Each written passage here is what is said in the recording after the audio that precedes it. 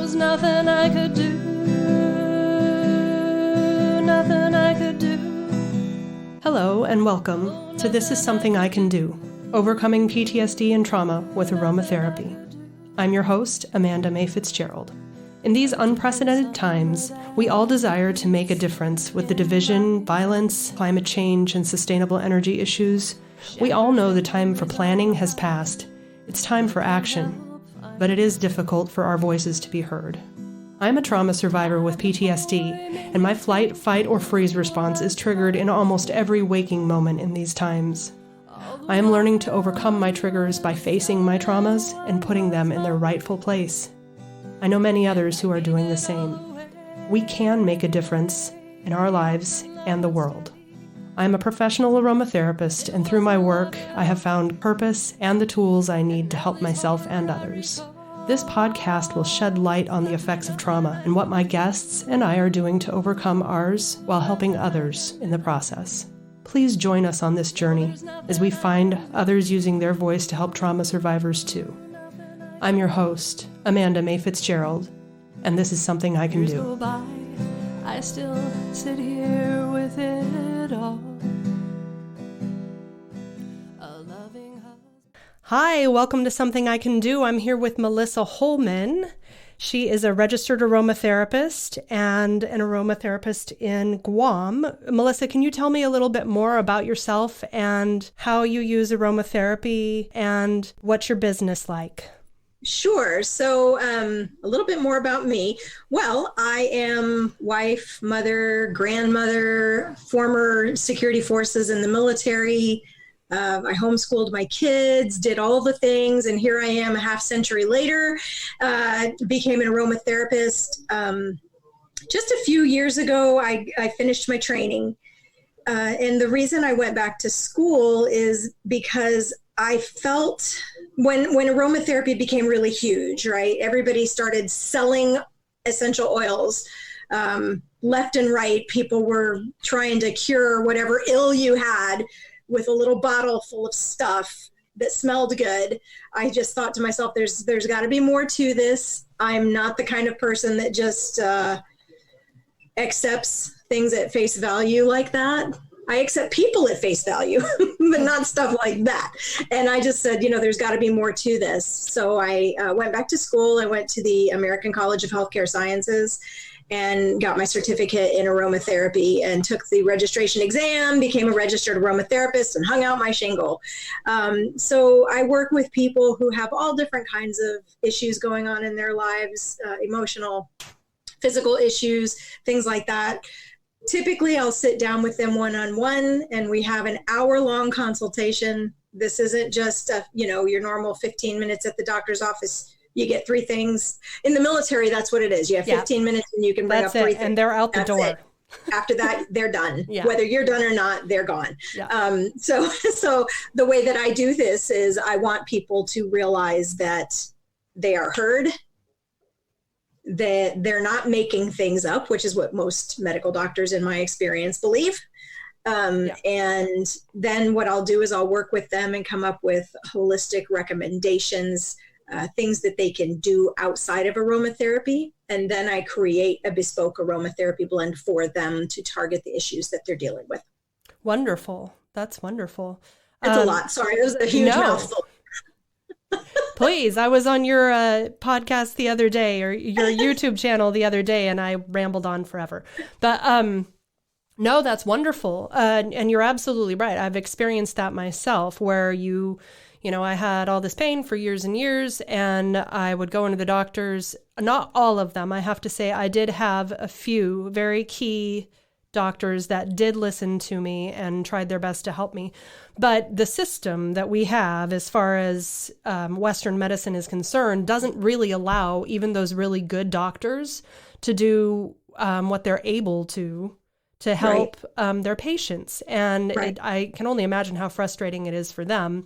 I too went to American College of Healthcare Sciences, and I know that I am really dedicated to bringing integrative health into Western medicine so that we are able to all of us get to a place where you have aromatherapists or acupuncturists or herbalists who are able to listen to your needs, and then from there you can then go and get the testing and the quick fixes from the Western side. But I really hope that our medical system moves towards a place where we are all able to get that kind of health care. Right, because right now it feels like we're fighting each other all the time. Right. You know, you go see your doctor, case in point, I was having gallbladder issues and I've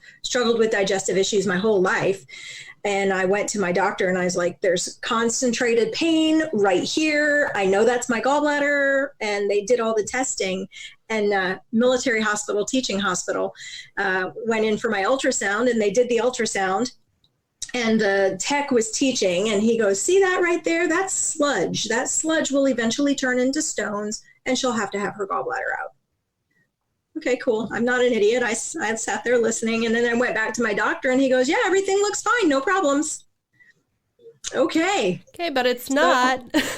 So I worked with my acupuncturist and I do a gallbladder cleanse every 3 months just to keep it functioning and working properly. Because if I can keep it, I'd rather keep it because it does serve a purpose. And I told my medical doctor what I was doing, and he goes, well, what's in it? I don't really know, but it's helping. Well, I just hope you're not harming yourself. And I'm thinking, no, you were going to harm me because you weren't telling me the truth about everything, but he gets the report from the radiologist, and the radiologist, because there were no stones, no significance, and everything is fine. So it's just, we're constant. And I feel like as a patient, I have to know what's going on because my doctor's not going to tell me the truth. That's what that experience showed me. Yeah. So years ago, I lost faith in my medical doctors. Yeah, I'm with you. And like I said, there were a couple key players, the neurologist, acupuncturist being one of them, who really went the extra mile for me. But quite frankly, he was an exception to the rule. Most just wanted to convince me that it was mental health issues. And funny enough, it was mental health issues. But there are physical symptoms that are happening alongside of those. And when did it become a problem for mental health issues to exhibit physical symptoms that, what am I trying to say? Sorry. Why is it an issue that mental health issues also manifest physically? Why does that make them less important? And just because they can't put their finger on it, maybe it makes them feel powerless. But well, to give them the benefit of the doubt, medical doctors in our system now are trained to diagnose. Yes. And they use all the diagnostic tools that they have, which are some great tools, CAT scans, MRIs, blood work, they use all the tools. But if it doesn't show up the way that they expect it to, right, they don't know what to do with that. They're dumbfounded by that. And it's a rare doctor that understands the whole body anymore, right? We're in a time where everyone is specialized. And even your general practitioners don't look at the whole body anymore. They look at the one symptom that you present to them. So in their defense, they're doing their job. They're doing the job they were trained to do. But I think people like you, people like me, other graduates of programs like ACHS offers are bringing back the idea of a whole person. Exactly. And that's where we need to go. And it needs to stop being this thing where it's somehow threatening. Yes. That you don't understand or aren't able to give me answers. Instead of making it my problem, which it is ultimately each individual's responsibility to get themselves well. We've just been trained, at least I have been my entire life, to believe that if your doctor can't help you, then you're in trouble. But we have to be advocates. And we've also been trained to believe that when I'm sick, my doctor heals me. Right. Right. And that's wrong thinking, Yeah. right? So wrong. When I'm sick and I go to my doctor gives me medication that takes care of the symptoms of my sickness. My body heals me. Right. Your mind as well. Not those medications, Yep. not my doctor. And it's the same with our mental wellness. Absolutely. It's the same with our mental wellness. They can give me a pill that will cover up my symptom, but that's not fixing the problem. Right. Yeah. The mind-body connection is very powerful. And it's really important for all of us to start recognizing that. And they aren't separate. They, it's been proven time and time again, somebody who has a positive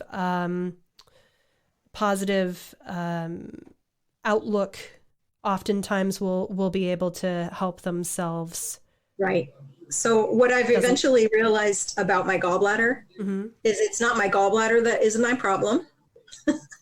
My gallbladder is where my problems settle. Okay. Okay. I was abused as a child, sexually abused as a child, and I've suppressed emotions big time. If you see in the back, I have a book sitting on my shelf that's next to read. The Emotion Code. Awesome. The Emotion Code. And so in the suppressing of emotions, that's where that has settled. All of it has settled right there. And when I acknowledge that, when I acknowledge my gallbladder, so to say, and I recognize that the pain is recurring, I know that there's something mental going on. It's not necessarily my gallbladder. Yes, I have slow digestion. Yes, my gallbladder is sluggish, but it is sluggish because that's where all of my emotions have settled. Right, because it's being overwhelmed by your emotions. And isn't it? It's crazy, right? It is. It is crazy. So do you find that when you recognize that, because I know for myself, I'll go about my day doing and then my weeks and then my months and I think that I'm doing all right, but then slowly things creep up on me, and even though I've been working really hard at recognizing my symptoms and what that means, I find that I forget to do the things I know to do for myself. So do you find that once you're able to go, wait a second, that's what's going on? Yes. And I think it is a common problem for people who are healers, right? I don't claim to have any type of healing gift or anything, but what I do to help people is help them work through issues. I'm also a life coach, so I help people work through things and get to the bottom of things. And so in that way, I am a healer. But I find that those of us who are, we tend to heal everyone else and forget to heal ourselves on a pretty regular basis. Yeah. So exactly. So I have noticed, because that pain does creep up every now and then. It used to be constant. It used to be a constant pain. But now it's subtle and just creeps up every now and then. And like I said, that's when I know there's something mental going on that I need to address. And to begin that addressing, what I like to do is I have a mantra that I say, and I do some emotional tapping, so through the tapping and then the 3 mantras that I say, and they're all physical mantras. It's not emotional, but in that I'm acknowledging where I am so that I can move forward, because I can't move forward if I don't know where I am. Exactly. Yeah. Can you talk to me more about tapping? I've heard about that, and I've seen different webinars. I'm doing it right now because this is what I know to do, but I have not heard much about it other than I know that it helps. For some reason, Yes. So EFT is it's called Emotional Freedom Training. Okay. Or I've heard it called EBT, Emotional Brain Training. So, I mean, there's different, but it's called tapping, just in general. There's apps out there that you can download that will teach you about tapping. So what you're doing is you're tapping on the meridians that acupuncturists use. Okay. So you've got the meridian on the top of your head, you've got the eye points under and over, the lip points and chin, and then also the collarbone. Yeah, and then also under the arm. And these are just meridians in our body that get trapped. So when acupuncturists are working on you, I'm not an acupuncturist. Okay, I do not practice TCM, but I have an acupuncturist that I go to regularly. But what they're doing is they're helping to release those spots that are blocked, and that's what the tapping does. And when you do the tapping and you repeat these mantras or these statements about yourself. Mantra can sometimes sound kind of hooey to some people, but they're just true statements. True statements. That's all we're saying. So when you're tapping on these meridian points and reciting these true statements, it brings your body into a state of relaxation instead of a stress state. So when I'm starting to experience that pain in my gallbladder, my body is moving into a stress state. And stress is where disease happens, right? Stress is where all kinds of problems happen. So if I can move my body into a relaxed state, and while I'm doing that, recite true statements about myself, I can move into that relaxed state, which is where homeostasis exists. Right. That's where your body is able to then take over and go, wait a second, I know what to do. I know what to do now. Yeah. Because when I'm stressed, my body doesn't know what to do. And for me, it lands right there in my gallbladder. Right. And it's different for everyone. We are all individuals. So we all, for whatever reason, I mean, sometimes you can put it together and figure out why it manifests where it does. But we're all individuals and we all have these different disease states that we go through.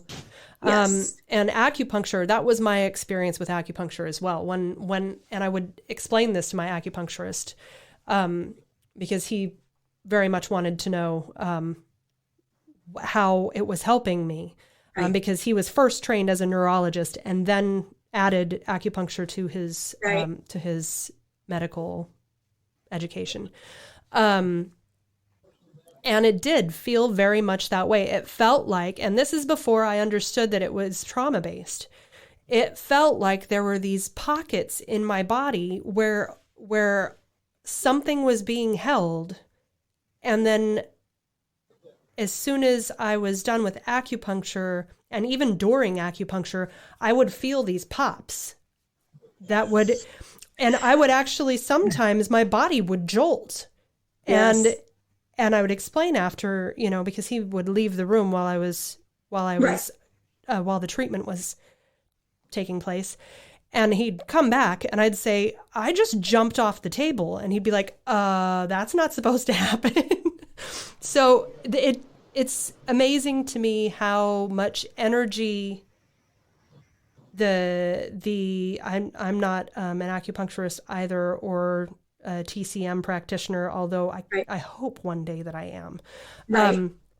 But the meridians, that's where all the energy runs through our bodies. And if that energy gets trapped, as I understand it now from my own personal experience, acupuncture can go in there and help that energy be released. And that, having that happen for myself initially was what helped me get past the pain so that I could start functioning again, so that I could start bringing myself back to homeostasis. Because when all of that is trapped inside you and you're just in a constant state of pain, you're just in this cycle that just goes and goes and goes and continues to get worse until it's stopped somehow. And that's what acupuncture did for me. Like the thinking wheel on your computer. Right. It's just going and going and never getting anywhere. Right. Exactly. It's a horrible, horrible feeling. You can't sleep, then you're grumpy, then, you have more pain because you can't sleep, and then you're grumpy, and then you have family problems, and then you can't sleep because you have family problems, and you're grumpy, and you have more pain and more pain and more pain until something is able to come in and halt that cycle. And that's what acupuncture was able to do for me.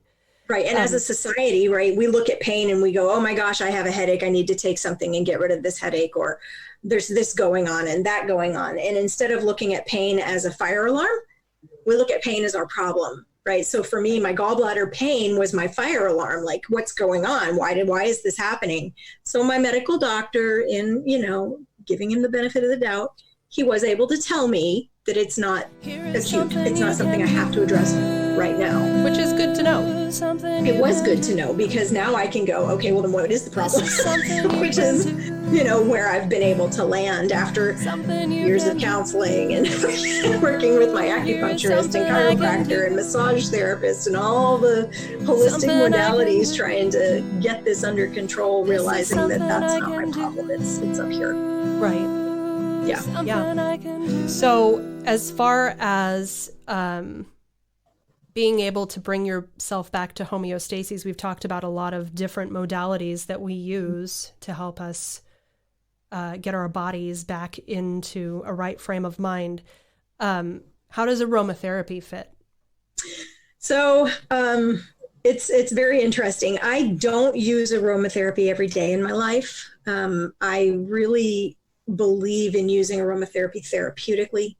So it's not the kind of thing I don't always have a diffuser running, but I also understand the dangers of using essential oils all the time because of my training also. But I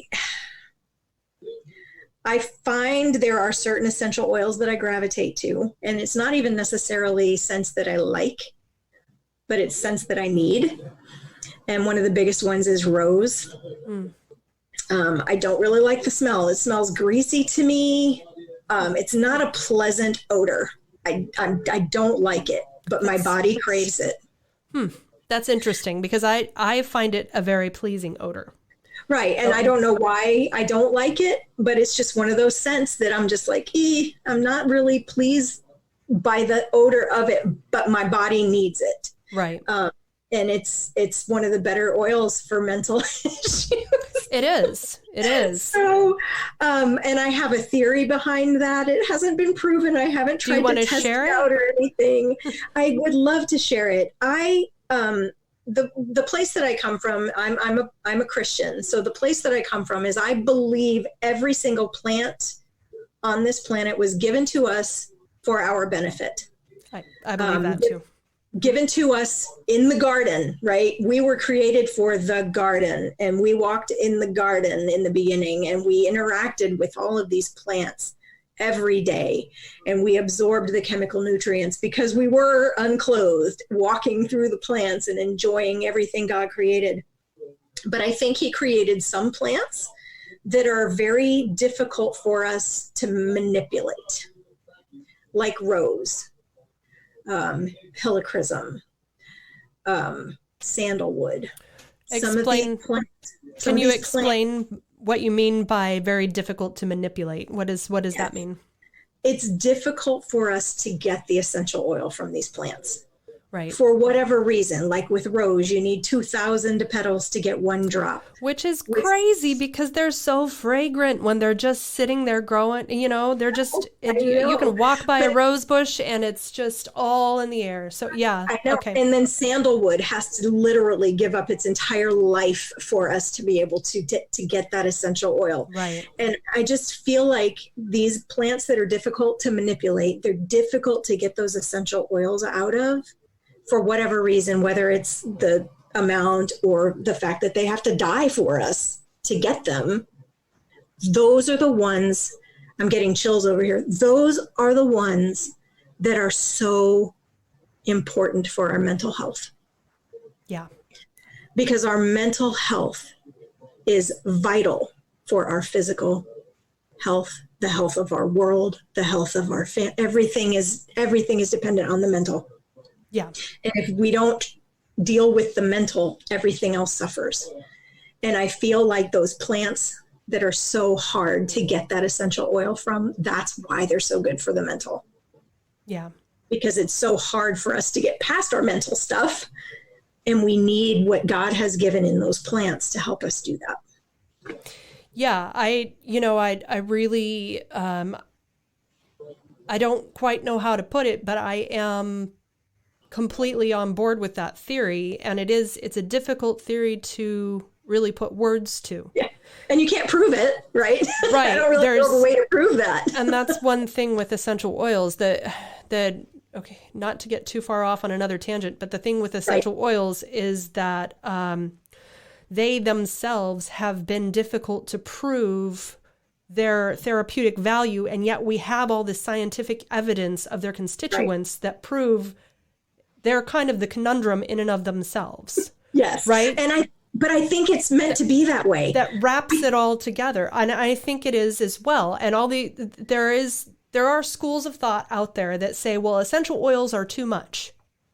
You know, there's herbalists I've heard out there saying, no, you don't need essential oils. That's too much. We don't need that. Well, I say the scientific proof that they give us of herbs as well in their whole form, and their antibacterial and antimicrobial and their sometimes cytotoxic properties are very vital to push us through to the next, to that integrative health field that we are striving for.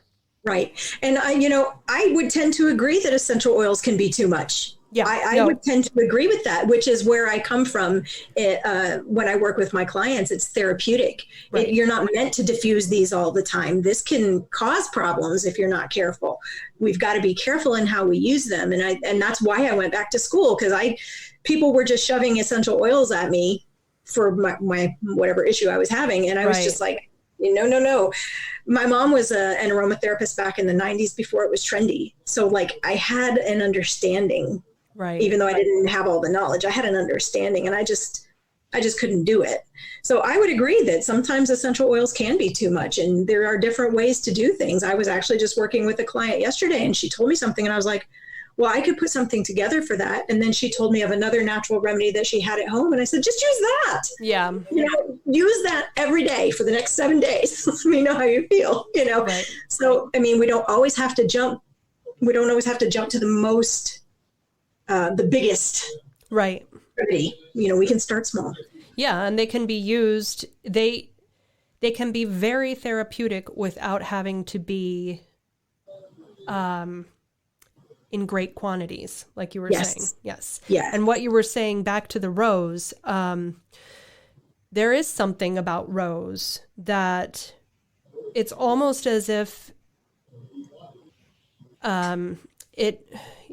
some of what you were saying you don't really know how to put it into words, but you feel like those that are really that don't give their essential oils readily, that they're better for our mental health. Perhaps that's their purpose. I feel like everything in life has a purpose, and I feel like, yes, it's wonderful to walk by the garden and smell those roses, but you can't always they're not always there. Right. And essential oils give us that opportunity. They need to be respected. They need to be revered, but they provide us that ability. And there is something more in the essential oil than is in that aromatic air that surrounds the rose garden. Right. Yeah. But I also feel like if we were still in the garden, this would be a non-issue. Right. Because we would be among the plants all day, every day, and receiving the benefit of just existing. And in our 9 to 5 sitting in a room world, we're missing out on all of that. And that's where I think essential oils just really play a huge part in bringing us back to nature. Here is something you can do, something you can do. This is something you can do, something you can do. Here is something I can do, something I can do. This is something I can do, something I can do.